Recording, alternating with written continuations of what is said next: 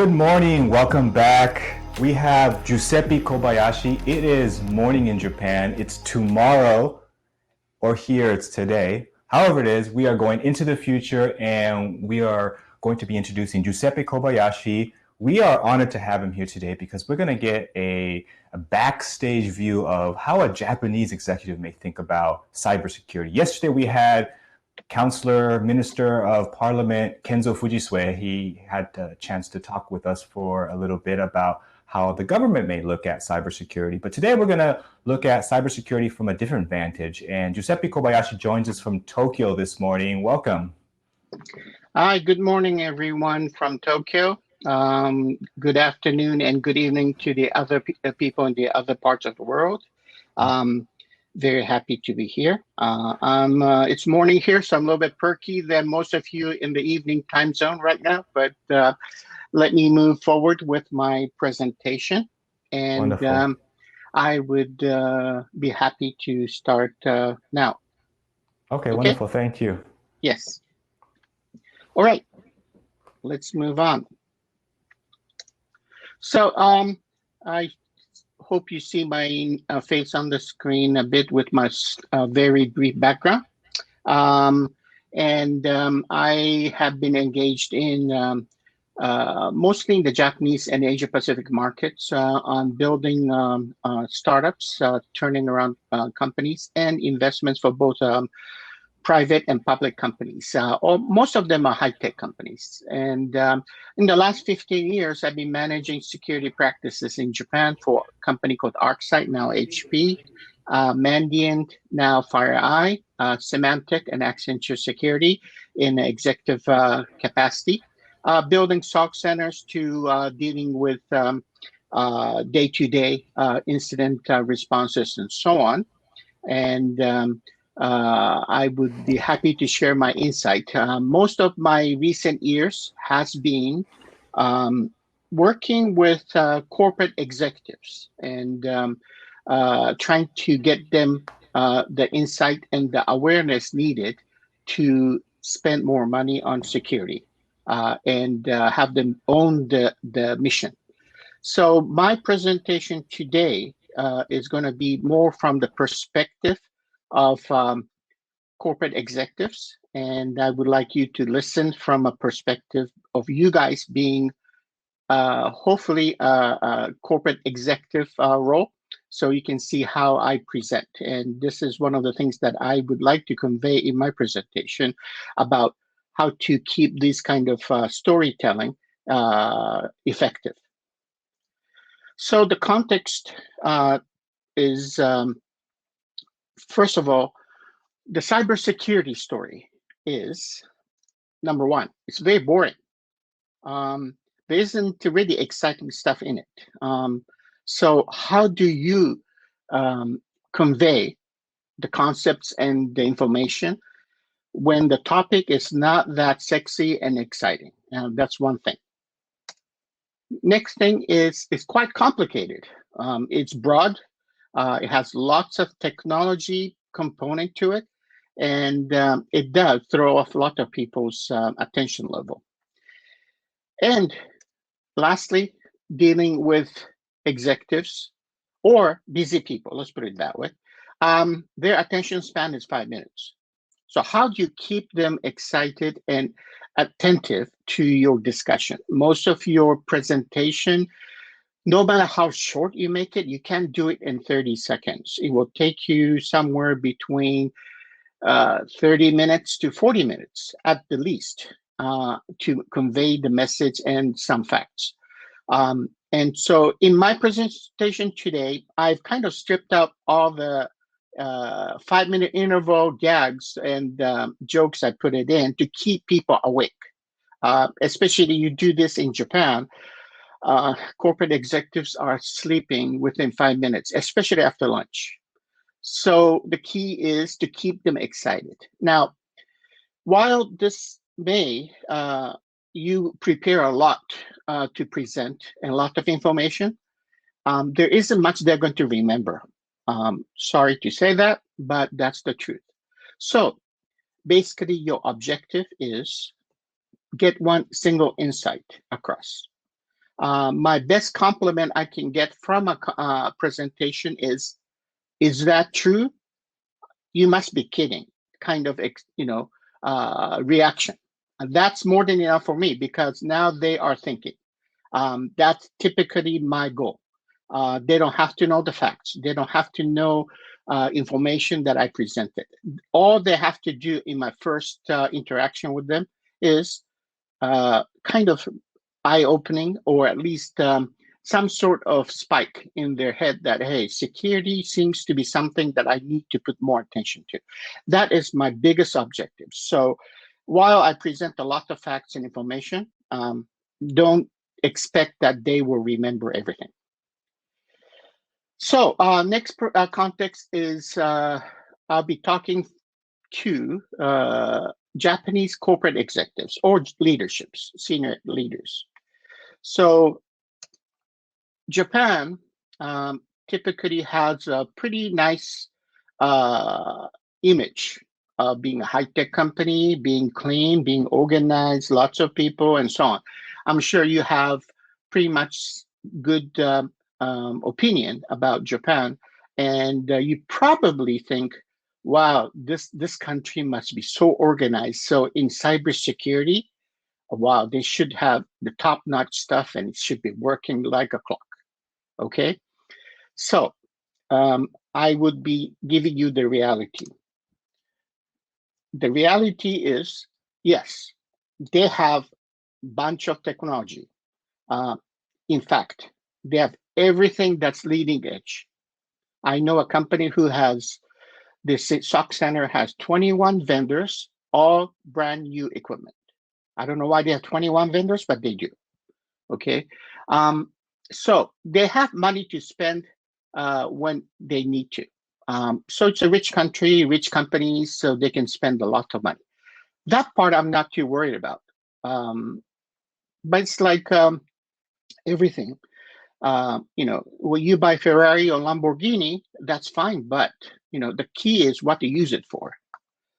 Their shortcoming in cybersecurity is a lack of security strategy. There isn't a framework around it. There isn't an objective. There isn't a strategic plan. It's pretty tactical.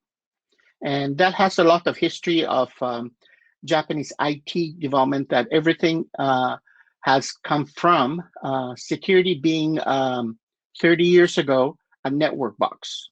And therefore, IT departments used to manage that. Even today, in most corporations, security department is under IT. I'm pretty sure that's pretty much, you'll find that in many other countries too, but in Japan, it's very, very prominent that it's an IT department task.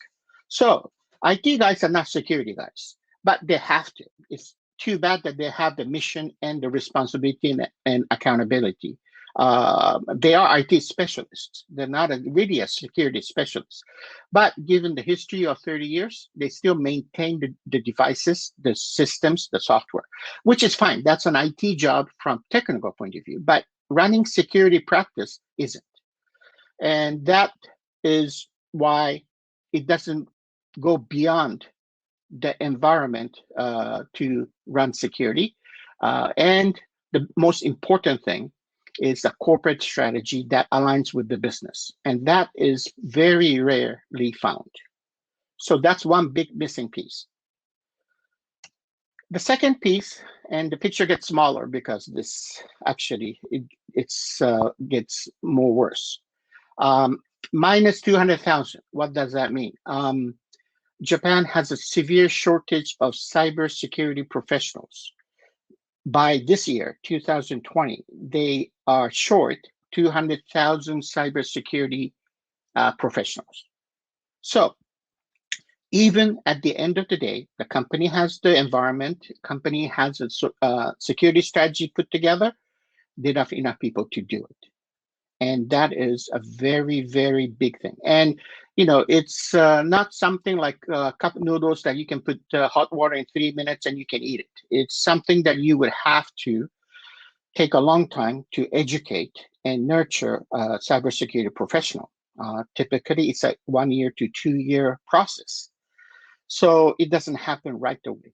And that is a big problem from cybersecurity readiness in Japan. So I don't want to give you just a pure negative view, but this is a transparency that I wanted to convey to you, that these are the area situations, and this is how we start the day. So let's move on. My presentations are coming down from number 7 to number 6.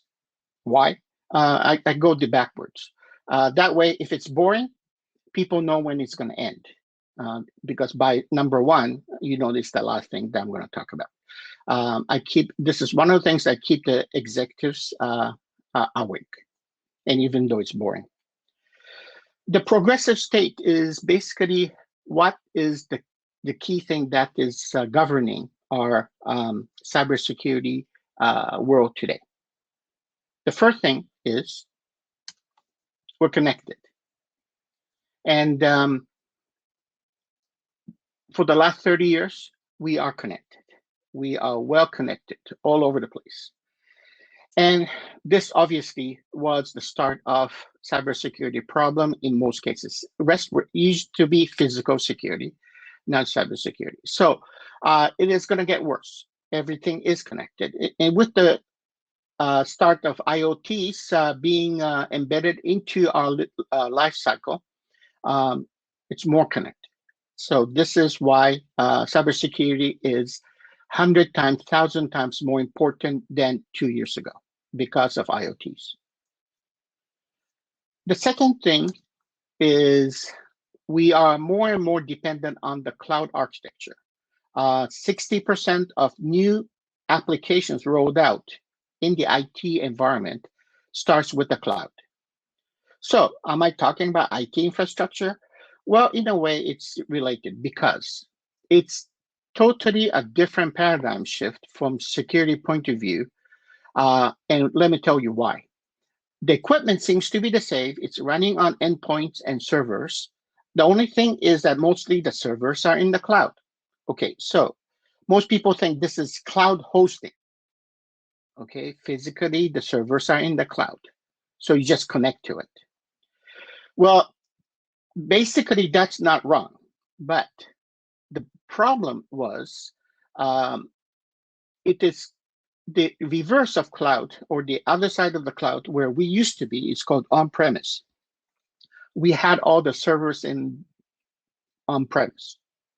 What that means is that we had a physical boundary called company facility that we could protect ourselves, and everybody was in it. So everything inside the corporate IT network was so-called inside and was safe, and outside was bad.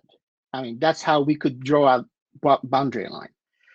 Well, with the cloud, that the boundary line does not exist anymore. You can come in from your mobile equipment. You can come in with IoTs. You connect via internet connection from everywhere, from Starbucks to your home. So you are not inside the network anymore. So there is no physical boundaries. And that changes totally view of who you trust and why you trust.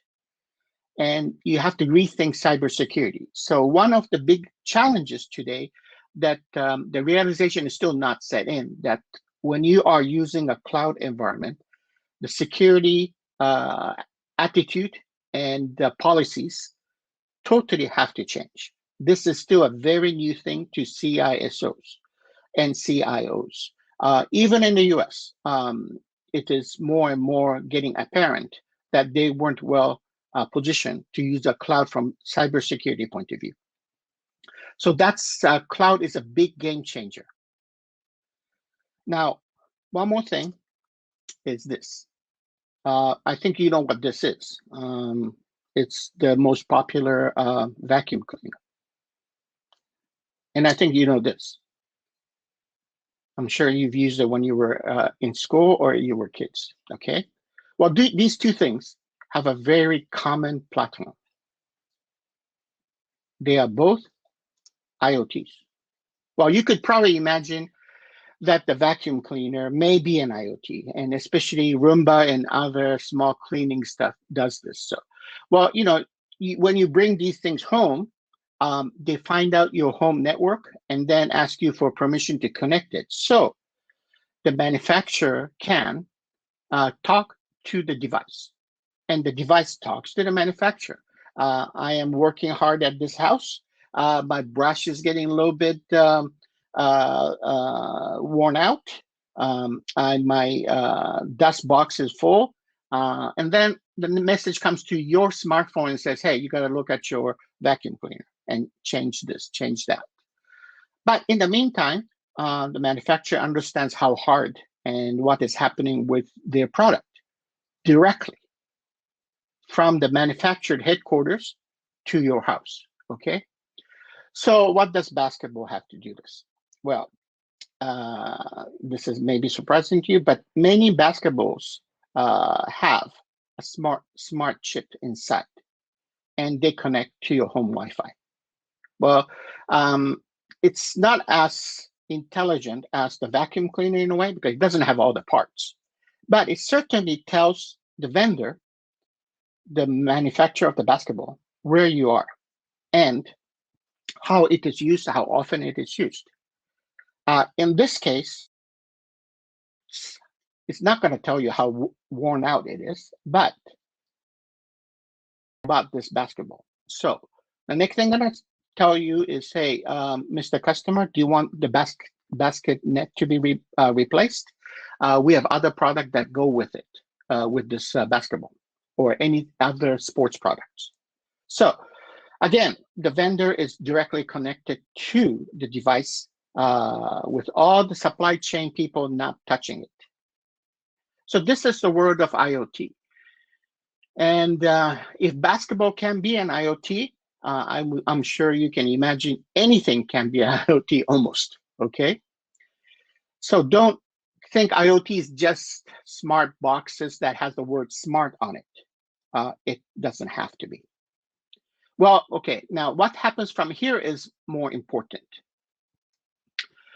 The data is collected and it is sent back to the manufacturer. And then it is transformed to an information by combining the data together. They know who you are, they know how it is used, and so on. And lastly, it is converted to knowledge by understanding more than just the information, okay? Well, you know all this from the IT side and the big data world. From a cybersecurity perspective, this is a great advancement. Not to you, but for the bad guys. Why? Well, until a few years ago, they had to collect the data, put the data together, figure out the information, and get a knowledge out of that themselves. Because that's where they find out what value you've got and how much is it worth to go after that knowledge, okay? But now the customers are doing for you. Hey, that's all they have to do is wait until the knowledge is compiled. And then go back in and say, okay, I don't care about the data. I just need the knowledge, because that's the most valuable thing that you guys worked hard on. So this also changes the motivation and the amount of effort the bad guys take from you, but more so the value of the knowledge that you own, that they can gather from you. So again, this is a big change in cybersecurity landscape. So before I start talking about more about the world of cybersecurity problems, let me tell you a little story here. If there are any Japanese audience, I think you will guess what I'm going to talk about. If you're not Japanese, bear with me a bit. This is a big peach that is flowing down the river. And this is part of a very Japanese story that's being passed on of generations. All the people in Japan, all the kids in Japan hear this, all the people know it from their childhood, everybody in Japan knows. It's like peanut butter and jelly in the US. Everybody would know. So this peach, just bear with me the story because there's a point to this. The peach is flowing down the river. The grandma finds the peach and picks it up. And she brings it home and opens it. Well, a baby is born inside the peach. So, sorry, my Siri is reacting to my speech. And then the baby grows up to a boy called Momotaro. It's a kid. The name comes from a boy born out of a peach. Okay, so the boy grows up, and then he finds out that there's been a problem in the village. The ogres or the trolls have been giving a hard time to the people. So he goes and takes care of them and becomes a hero. Okay, that kind of story. I'm sure there are relatively similar scenarios in many other countries too. So the point is, everybody believes in the story as a good fairy story that you tell the kids, okay? So that's fine. Well, what this does is you tell this to other people in other countries, immediately you get questions. Where did this big peach come from? How can the grandma, who is senior and old, pick up this thing and bring it back to the house? It's very heavy, very big. And then how can a baby be born out of this? All these questions are being asked. Well, in Japan, those questions don't come up because they're accepted as a story, okay? So they believe in these kind of things and then value these kind of stories. And I'm sure you have similar examples too in other places. Well, being an island country and being brought up with these kind of stories are very much affecting your immunity in cybersecurity because you believe in pretty good stories and most stories. So there's a high tendency to click everywhere because they believe what they're telling you to do. And this is one of the nature of the Japanese people. And they believe because they give you the trust and take it in good terms as you are telling the truth. So they click. Well, I'm sure there are other countries who have similar cultures too. But when I'm talking to the executives, I have to give them a premise that why Japanese people click so much. Okay, so this is why the cultural aspect and cybersecurity is more important in Japan, is how I position. So then I go into talking about the threats, who and why. And simply put, there are two types of bad guys. First set is guys going after money, purely money. That's their motivation. So they steal PII, personal identifiable information, credit card, and login credentials.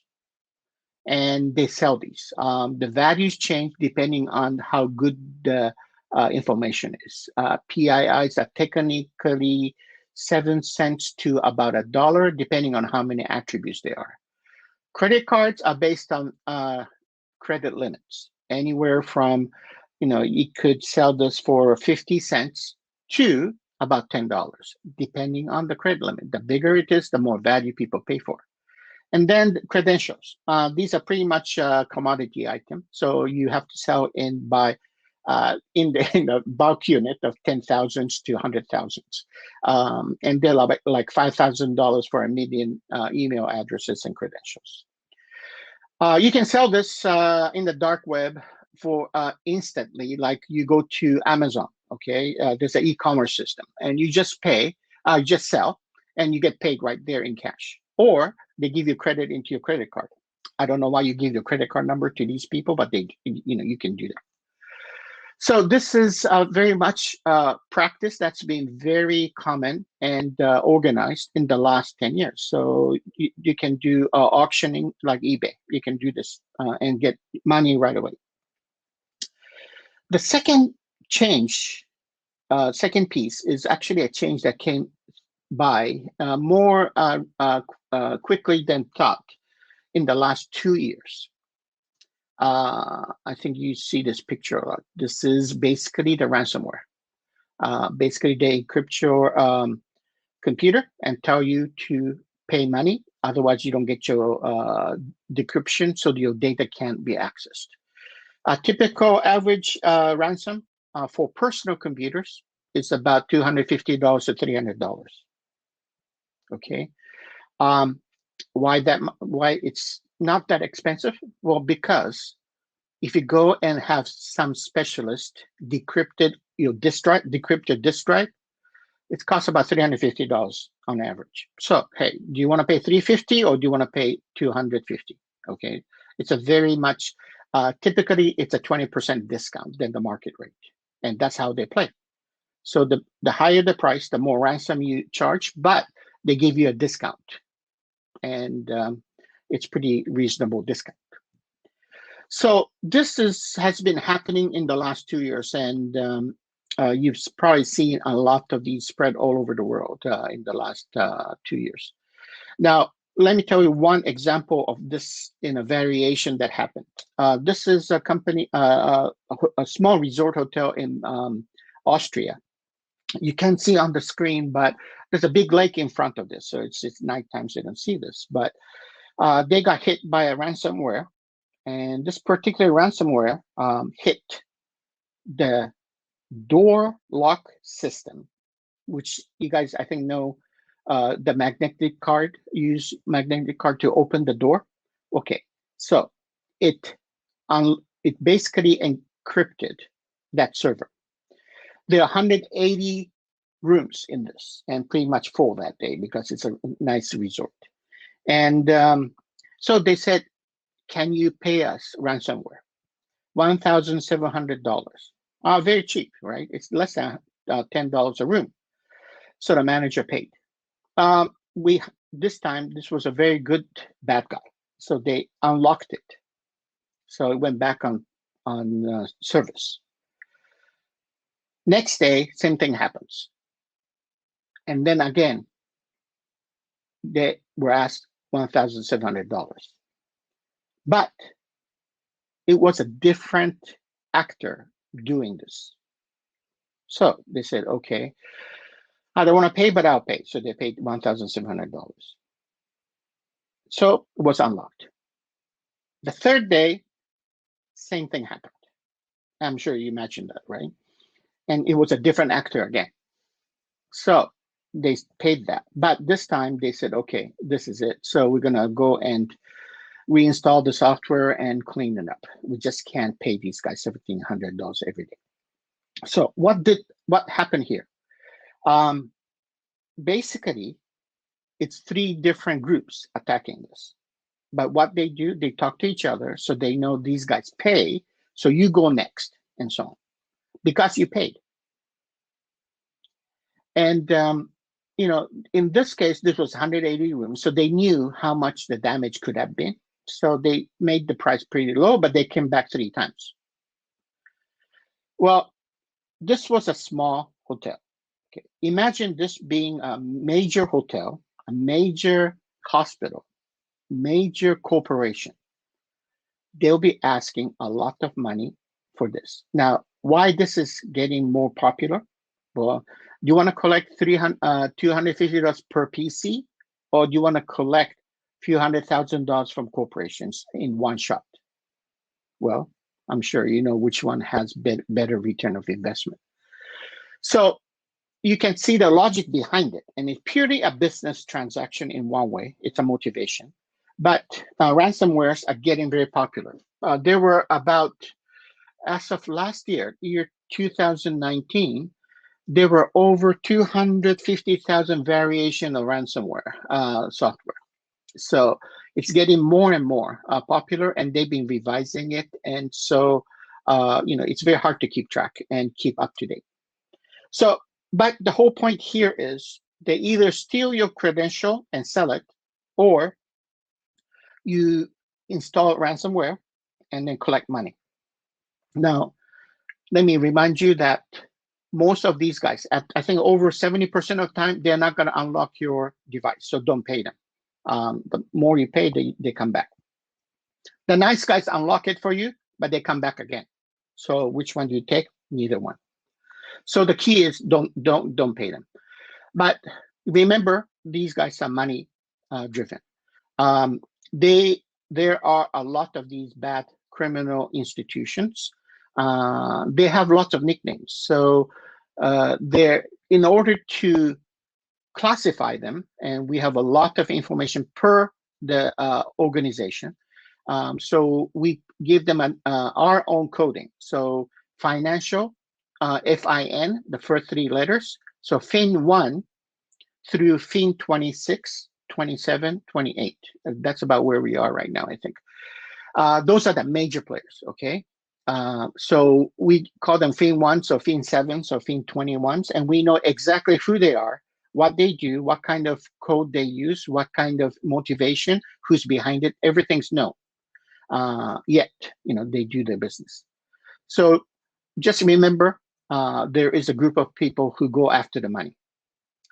Now, let me move on to the second group, okay, which is much bigger and much stronger. You probably can guess which country this is. Russia. And you probably know that one of the most famous things that happened was the U.S. presidential vote influence. They did that. It's been very much evidence has been all over the place that they were behind it. It's not Ukraine. But they did use the attack as a weapon 4 months before they did invasion into Ukraine. They did attack power grids, they attacked banks, they attacked utilities to get ready and cause confusion in the state before they attack. Okay, this is a very common warfare tactics. So Russia uses these kind of so-called methods to influence their positioning against another country.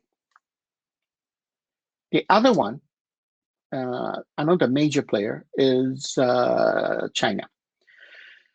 And they are not the same as how they use cyber warfare. Everything they do is basically related to the 5-year plan of the Chinese Communist Party.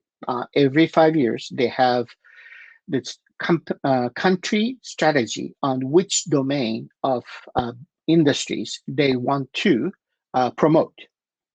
Sometimes it's 8, sometimes it's 12. So for some reason, all the attacks very much sync to these agenda that they have put together in these meetings, and they attack those industries. And they go for business information, and they go for innovation. You can always tell after the meeting which companies are going to be attacked. And they use this pretty much the primary way to use cyber attacks. You can see Russia and China being the two top major players, but they have a different motivation here. What's up and coming is Iran. Syria is there, but Iran is more so anything.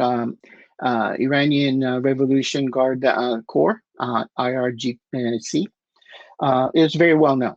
Iran is under lots of pressure just because of, first of all, the divide between many Arabian countries in the region with Israel, and then now US.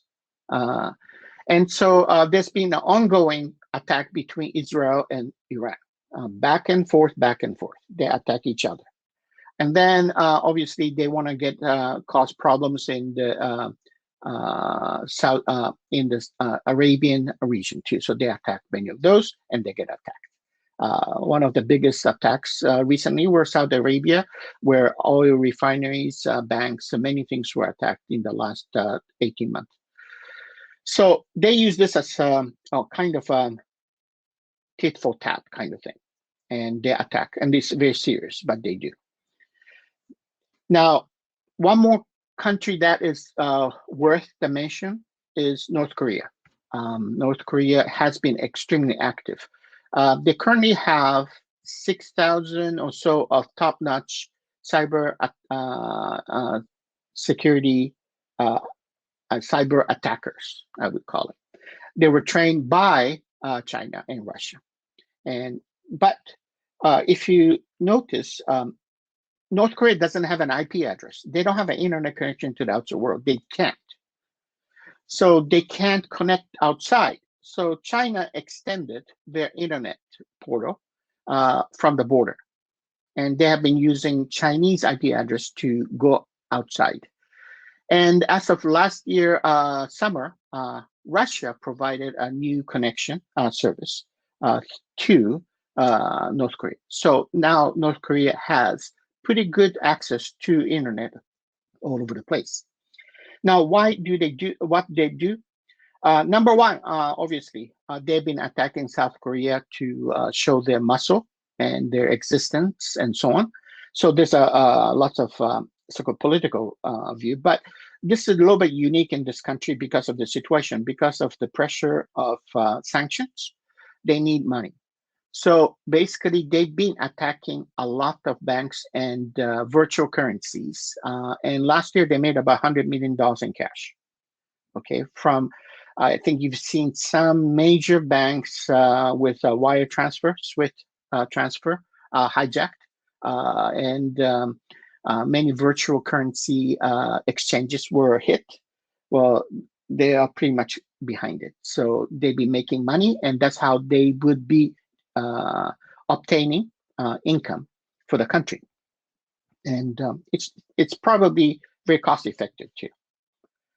The third piece is they have to grow economy. They're very much secluded, but they know they have to grow. So they look after China to the blueprint of growing their country's economy. And obviously, what China did was using their human resources the labor was very inexpensive. So they produce a lot of products in a very inexpensive way and sold them. And that's how they started to grow the economy. So North Korea is following the same track. Well, so they need something to manufacture. So they need ideas, they need information, they need processes, they need to understand all this. So where do they go? They go to the leading countries, try to steal intellectual property, processes, and so on, so they can use that to produce products. And that's what they are doing. So all of these are the major activities going on in the nation states. Okay, so the big difference between the first group and this group, these guys are basically politics driven, okay? Except for North Korea, who has, the only one I know is very much keen on the financial gain, but the rest of the countries are more on the political gain, okay? So it's totally two different. But so they also have a nickname, and it doesn't really represent what they do, but it's APT is their nickname. So this APT 1 through APT 37, 38, and we know exactly who they are and so on. So together with Finns and APTs, there's about 50, 60 of them that are the major players. And then there are minor players, and they're all syndicated and so on. So you've got different tiers. This would be like in US baseball, so major league, and then there's a triple A and so on, the different tiers. Total, I have identified over 250 big players that are in this market. So that's kind of the landscape that's going on. And this is who and why they are actively doing cyber attacks. So what do they go for? I told money and politics, right? But there's a little bit more than that. The easiest thing to understand from the long time history is in the intellectual property. Everybody thinks they come and steal that. And that's true, they do. They know, they want to understand how you make your good products, and they want to copy that, okay? Data leak. differentiate between intellectual property and data leak because data leak pertains to data that you have been entrusted by your customers, so from outside people. Credit cards are not yours, not the companies. It's actually your customers, right? So basically, they have the responsibility to protect it. So data leak is basically you should be protecting customers' information, and it's being stolen. So that's more common there. So differentiate that between intellectual theft and data leak.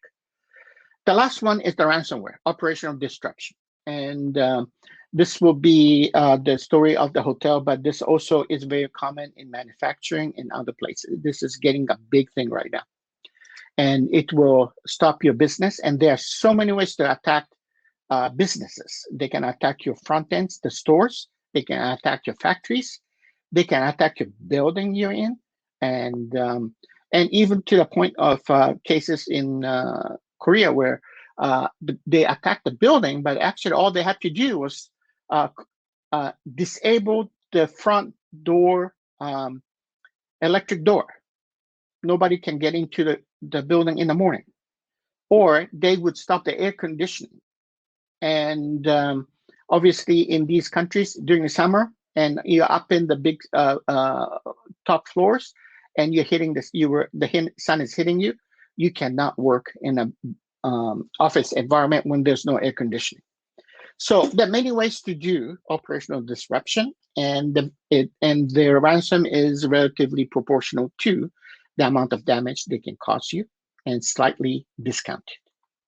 So these are the three areas of cyber attack threats that you would, and most of them fall into these categories. So what do?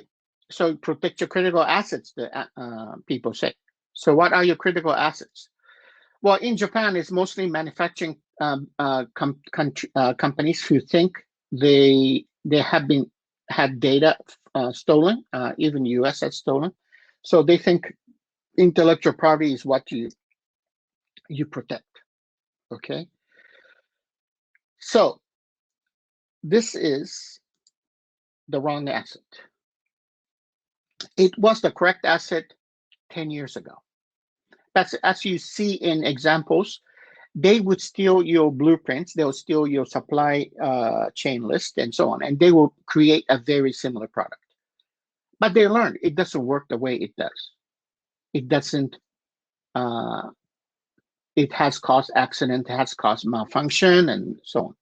They realize there's something missing here, that just the parts list and the design, like creating a plastic model, doesn't really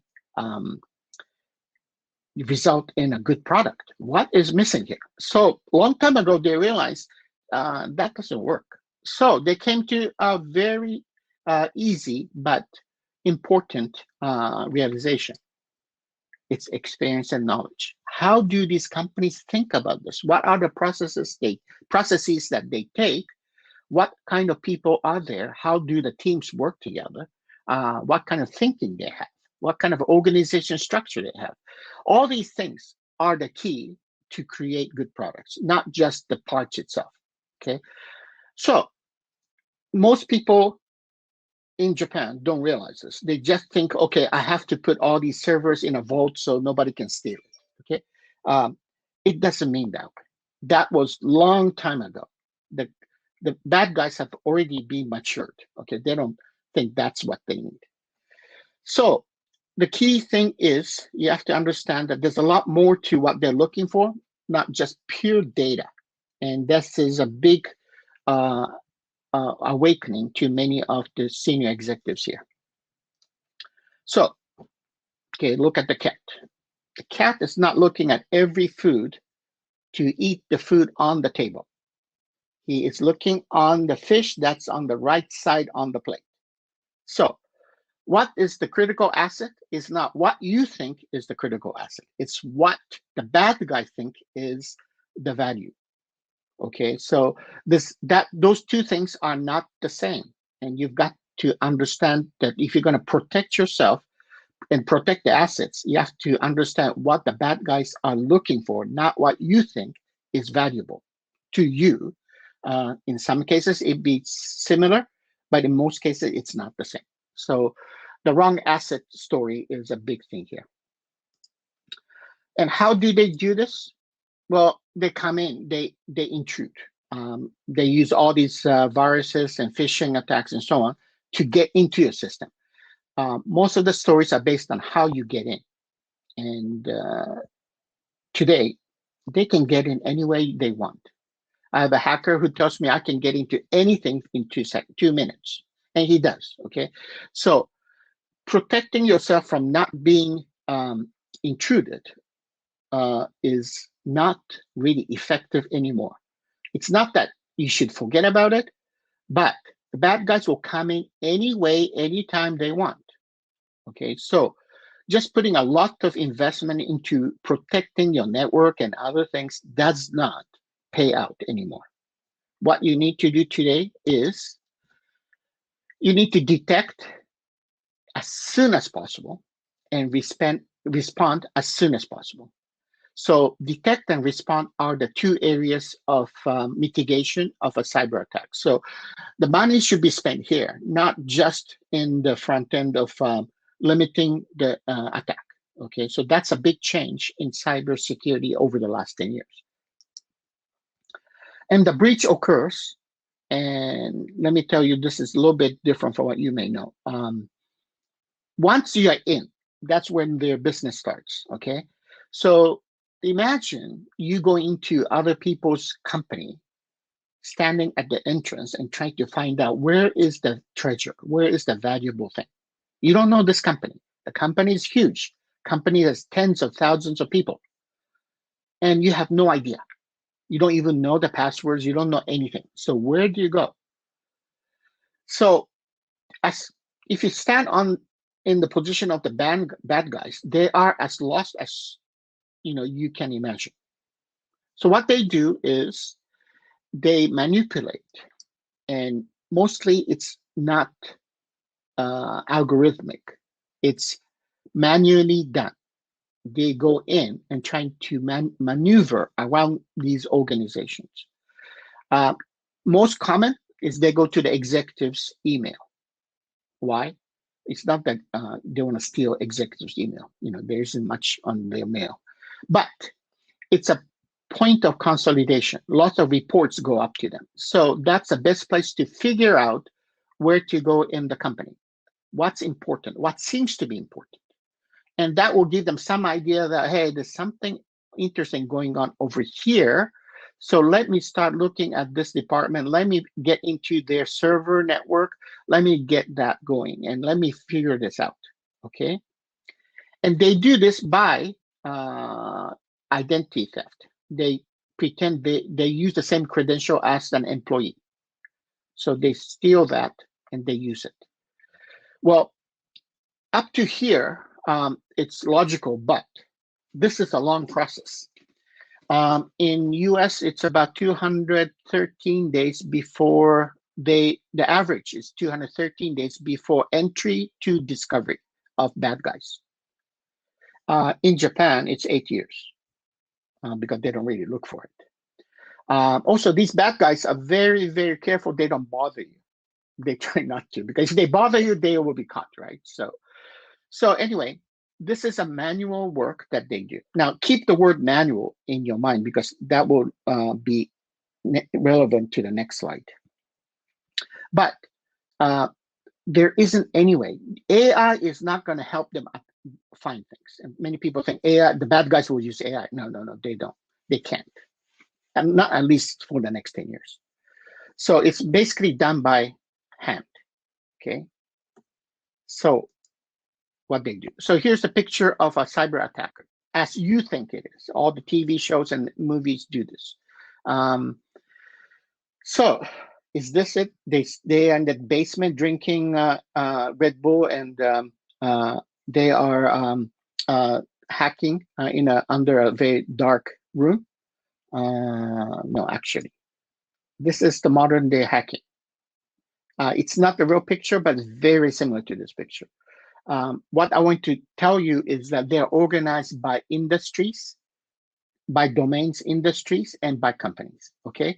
So if you were to take a look at this, and let's assume, and it's very close to what the real thing is, but let's assume this whole floor is the financial business unit. And they are divided by these islands by their functions and by groupings. So there will be a group called the banking group. There'll be a brokerage group. There'll be the insurance group. And there'll be a credit card group. So there are different groups. Under the groups are the people who have major accounts, okay, major companies. So the major accounts have a team per account. So A bank, B bank, C bank. And then there's a group that's called more smaller business guys. So they go after small business all at once, all together, okay? So like a company. And so this A bank group has a team that goes after only A bank, okay? Now, let's imagine that these group, they have a meeting, okay? They go to a meeting room and say, okay, what do we do today to attack A bank? Okay, they're talking about this. Well, how many people are in the team, do you think? 5 guys, 10 guys? It's a project team, it's a task force. What do you think? A typical team per corporation is 500 to 1,000 people, okay? It's not small. So how many people in your IT group, in your company? 10 guys? Well, you'll be fighting against 1,000 guys attacking you with 10 guys. That's the scale that is happening. And these guys are pros. They're not just guys on the street, okay? If they were a biochemical team, let's say, and they're attacking a company A, they are all chemical specialists or biochemical specialists. They know exactly what they're looking for, because you go in and you have to find out what is important. Unless you know biochemical, you're not going to understand what's good for you, and what's a valuable thing that you should go after. So you just can't have a hacker with a technical background just go in. They only help you to get into the company. Once you're in, these professionals take over and go look for things, and look for it for a long time, patiently. And this is why you need to understand that these are manual activities by a very large group of people with very strong specialized background. That's why the APTs are typically by industries. APT 8 only attacks media. APT 7 attacks a certain industry, because the number of professionals they have to be a vertically aligned to do the job.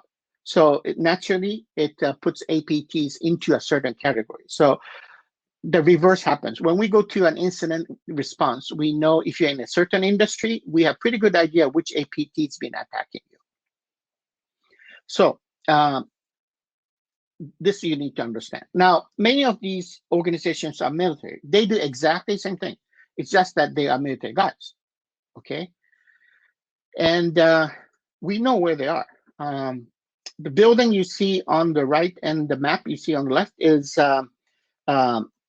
People's Liberation Army 61395 in China. We know where they are, we know who they are, and so on. This is APT1. APT1 is one of the oldest and very large group, and we know they are there. So APT1 is very well organized, and they basically have 5 universities underneath them that teach pretty much one subject. And after 4 years, they collect 30,000 new graduates to join them. So every year, 30,000. So in 10 years, you have 300,000 new guys joining them.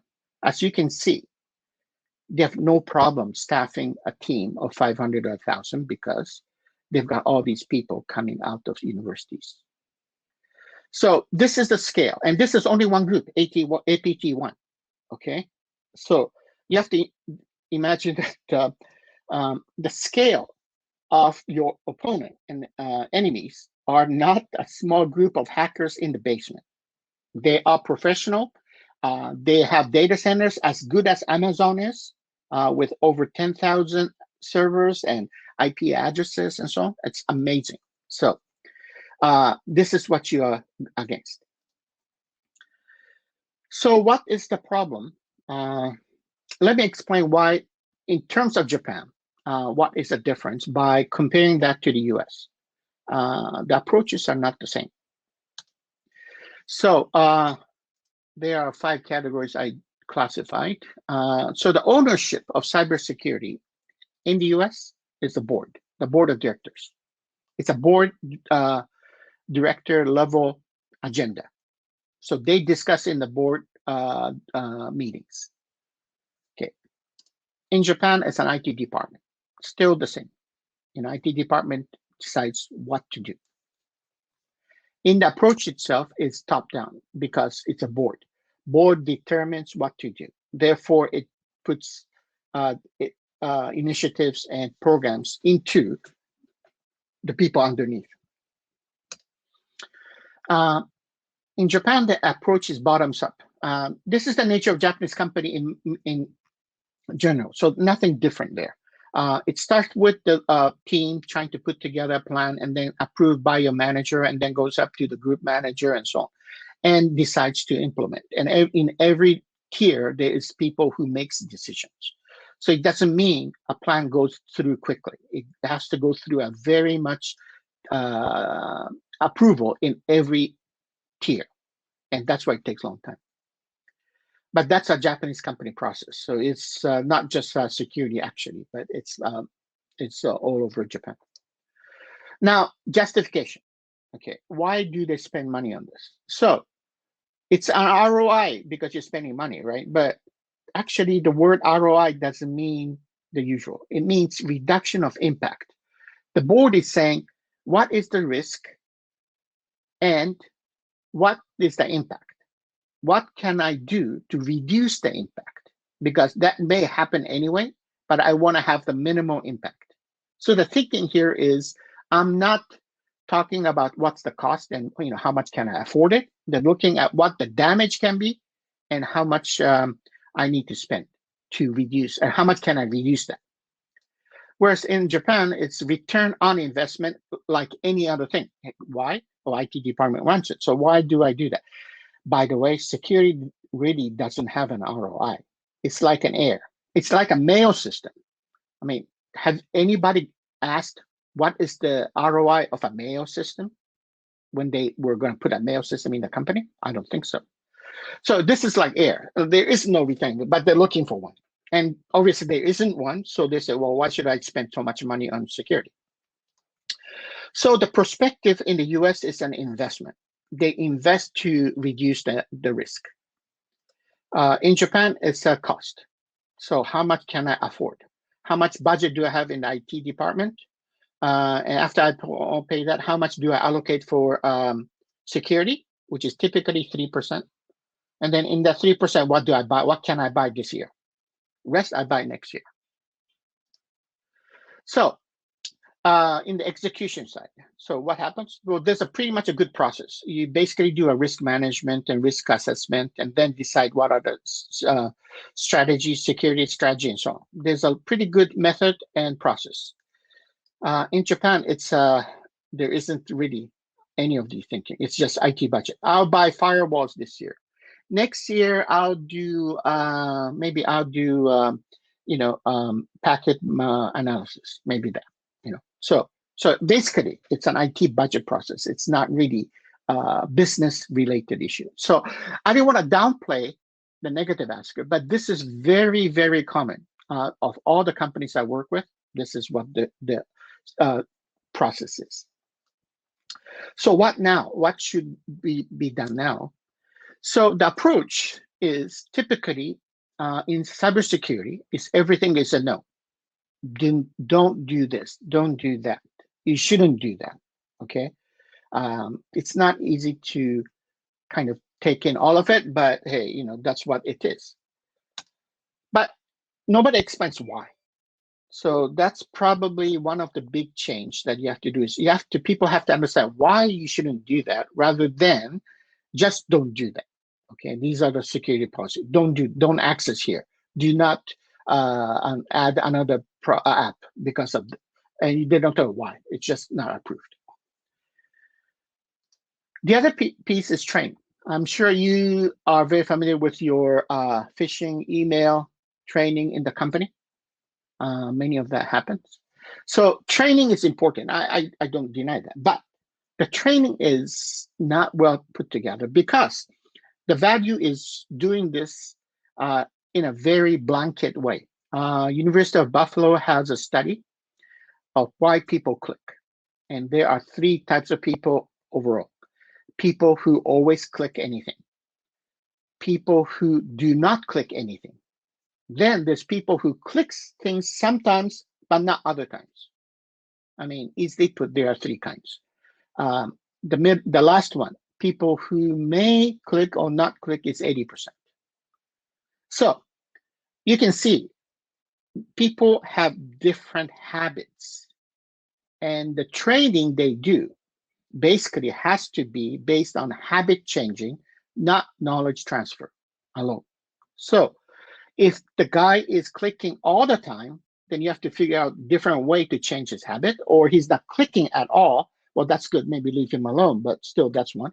But the biggest problem is sometimes you click, something you don't. And most of the people who click are people who are doing two things at once, walking and playing with the application or things like that. They don't think hard enough, okay?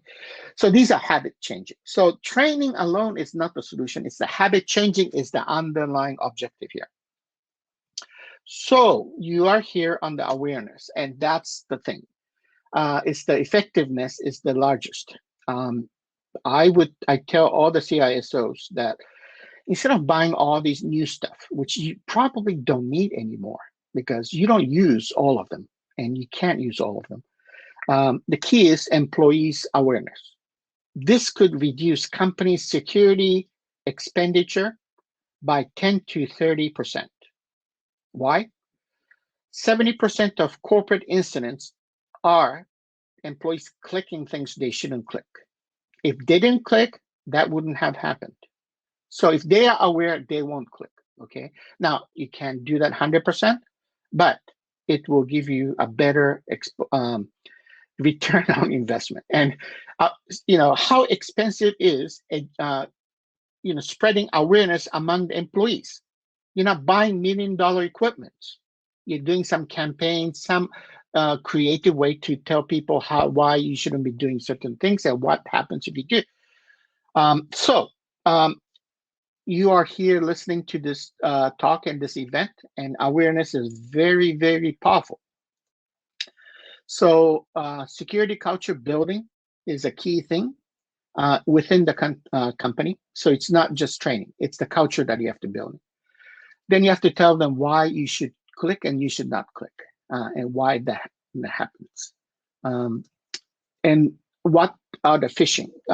And I would not blame people clicking some phishing emails because they are extremely well done. And it's not just one mail. There are several layers of mail that will trap you. I have a hacker friend who has 300 mails that you would always click. He's very confident that this will people click. They're very well put together, okay? So even the professional get tricked. But the key is how do you reduce that, okay? And then passwords. Now, okay, this is the biggest problem because every 3 months or company tell you to change all your passwords, and you run out of all the password hints. Okay, I know that. So use a password manager. I personally have 540 passwords that I have to keep track of. But using a password manager, you could. The other thing is, if you're setting a password, don't put these numbers in. Use a passphrase. It's much easier to manage and remember. So I would not, or use an automatic password generator from a password manager. Some passwords you don't have to remember. It's there in the password manager. So the length is a big issue here, not the complexity of the password. People use uppercase, lowercase, numbers, special characters, and all of these things, right? It's a cumbersome thing, but it doesn't matter. In fact, if you there's a statistics there. If you use special characters, it is much faster to decrypt the password. 5 GPU processors cost about $5,000, or 6 GPUs cost $5,000, and they can decrypt, or they can figure out a password combination from 8-letter passwords in about 2.5 days running. And if you use special characters, they can find it in 3 hours less. In fact, so this is a negative thing too. Nobody tells you this, but it is. There are a lot of statistics on this. The length of the issue, do 12 letters or 16 letters, or whatever it is. But in that length, passphrases are the only way to get going. Free Wi-Fi. Do not connect to Wi-Fi you don't know. The biggest one, you go to Hilton in New York, and you try to log in. There are 8 Hilton named Wi-Fi connections. Hilton only has 2. Okay, so the 6 are bad ones, but you don't know. So you have to ask the receptionist which ones are your free Wi-Fi, because there's a Hilton guest, there's a Hilton conference, there's a Hilton 8th floor. There's many things that they put together. Okay, they're very clever. So, and this happens in the airport too. Do not trust the airport free Wi-Fi. The minute you connect, they download software on you. The last one is Facebook or SNS. Now, obviously, big thing is don't put too much private information on Facebook or any others. But in Japan, LinkedIn is not a popular SNS for business. People, for some reason, haven't had too much adoption rate on LinkedIn. So they would put on Facebook which company they work on in your profile section. Well, this is the biggest problem, because now we know from many websites, you can figure out what the company's domain is.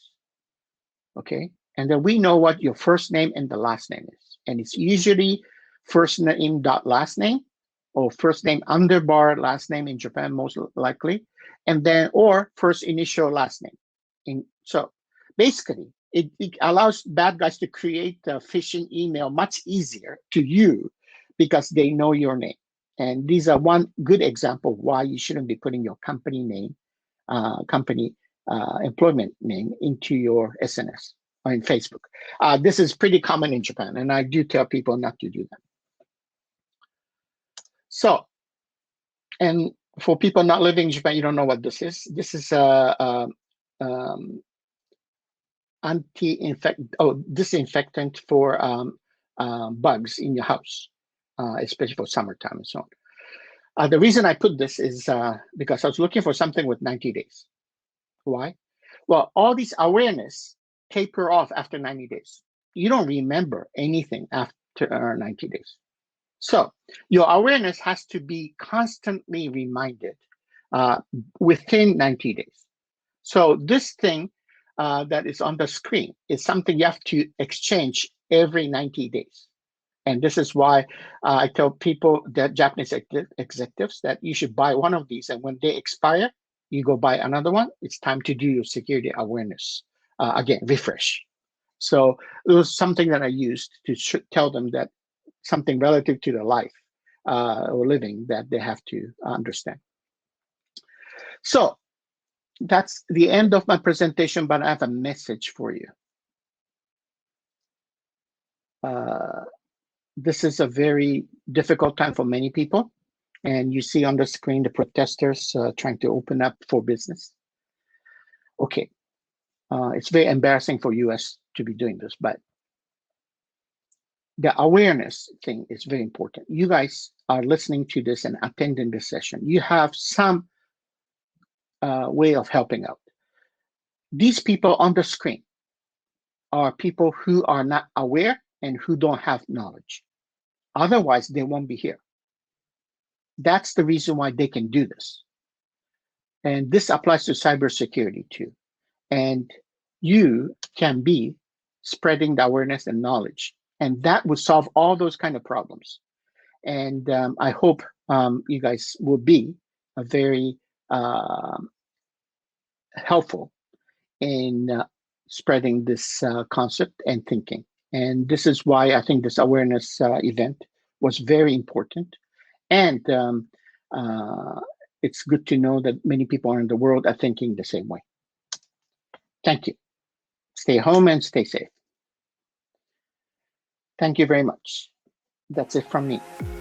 Okay, Giuseppe, thank you very much. But I'm pretty sure you guys are engaged. So we're going to transition into about a 2-3 minute break, and we're going to go into our rapid fire media conversation. We're going to bring Giuseppe back because I'm pretty sure you guys are excited and want to learn a little bit more with what he has to say. So we'll be back in 2 to 3 minutes, so stay tuned. We have a short segment where we're going to be able to talk to Giuseppe a little bit more about him, and stay tuned. See you guys soon.